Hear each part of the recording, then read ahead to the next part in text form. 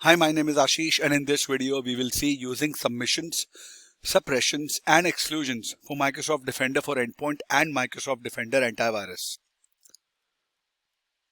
This all applies to Microsoft Defender Antivirus, Defender for Endpoint Plan 1 and Microsoft Defender for Endpoint Plan 2.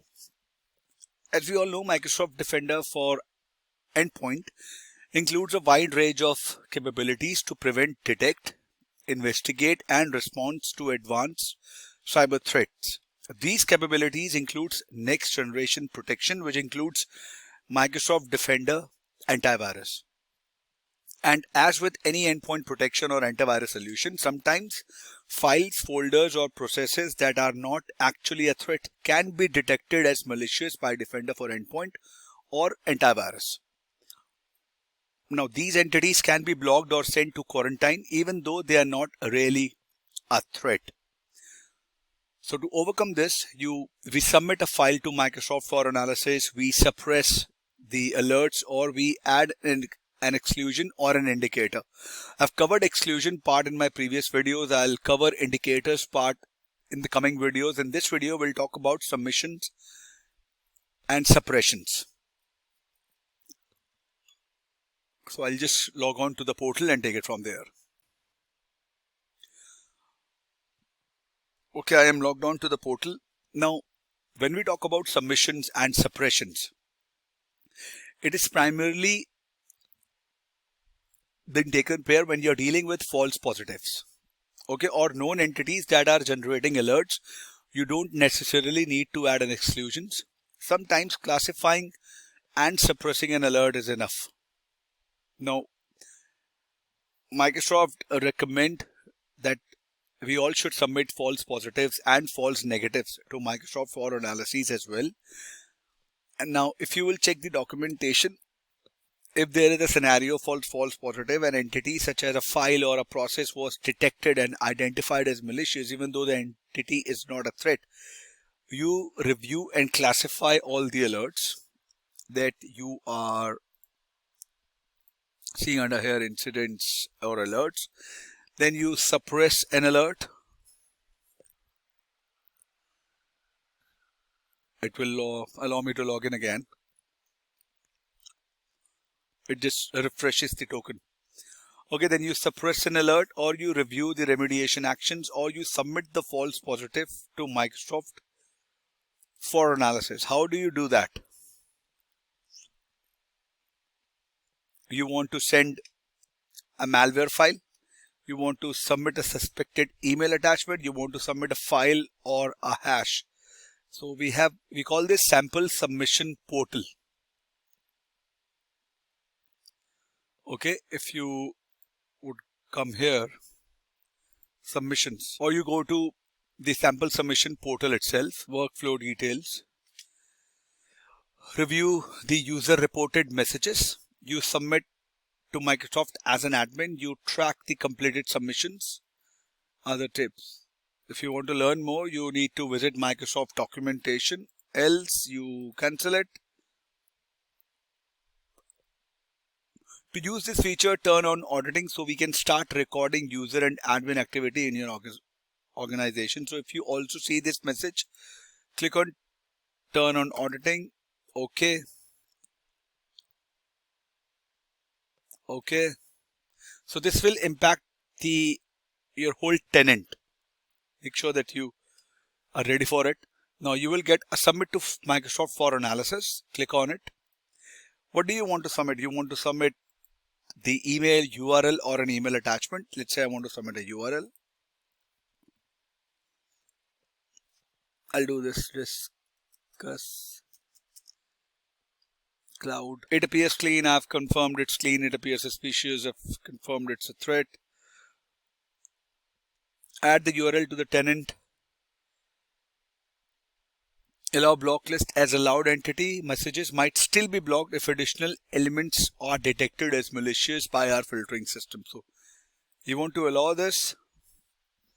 You will get these options. When do you want to remove it? But those, if they are suspicious, they are still be blocked. I don't want to allow this URL. Click on submit.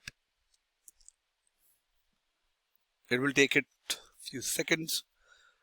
item submitted, view what you have submitted. Else you can come here, you can refresh.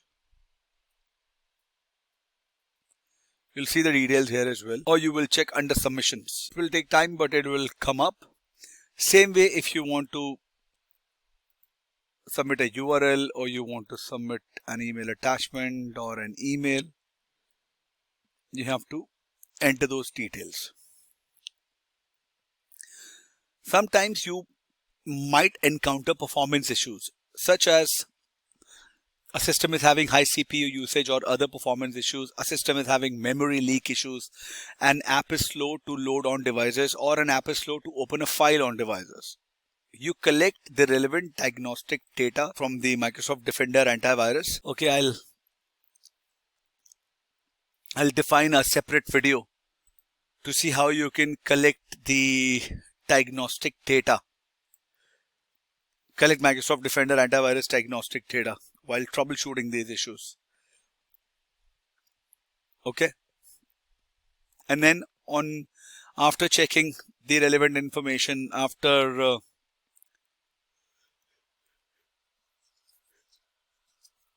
working with the vendor for any needed exclusions, after analyzing the Microsoft protection logs, after defining all the exclusions, you submit the file as well. Okay. Sometimes you might face compatibility issues with non-Microsoft antivirus products. For example, Defender for Endpoint relies on security intelligence updates for devices, whether they are running Microsoft Defender for antivirus or a non-Microsoft antivirus solutions. Then there are topics that you need to set Microsoft Defender antivirus to passive mode. If you are switching from a non-Microsoft antivirus anti-malware solution to Defender for Endpoint, you need to make the switch to Defender for Endpoint. Okay, and you need to define exclusion. You might need to define for the non-Microsoft antivirus or anti-malware solutions. And then you will also need to submit the file for analysis. And here you can see the submission sections for Teams messages, email attachments, or the URLs that you have submitted. So this is checking the submission history page. If you'll see, I just submitted this. If you click on it, it says it is being analyzed. We'll notify you as soon as we have analyzed your message, and all the other details it will show you for your relevance. And now we talk about suppressing the alerts. Now, if you're getting alerts in the Microsoft Defender portal for tools or processes that you know are not actually a threat, you can suppress those alerts.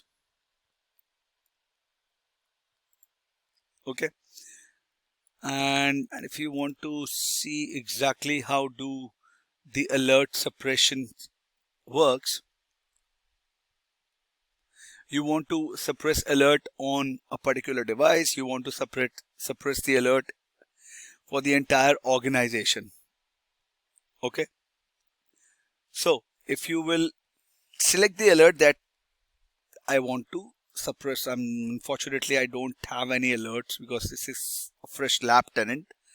But when you will select an alert that you want to suppress, it will bring up the alert management pane, and from there you can create an option to create a suppression rule. Alright, and you can create a suppression condition using the attributes, and there is an AND operator which is applied between each condition. So suppression occur only if all the conditions are met. Okay, you can mention the file name, file algorithm, or the folder path, or the IP addresses, the URLs, or the command lines. Okay, and specify the triggering IOC and specify the action and scope on the alert. Okay, and if I show you the place where you can view the suppression rules, so you will go to settings, and endpoints, rules, alert suppression. It has been moved. Okay.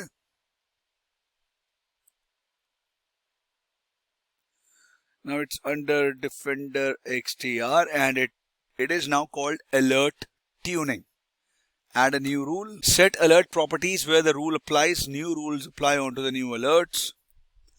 Select the service resources. Let's say I only want to do for Defender for Endpoint. Scope Endpoint only or all organization. Choose a scope.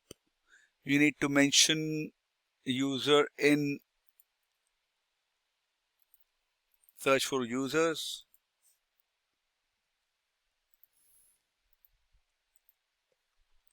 Let's say I want to create it for John.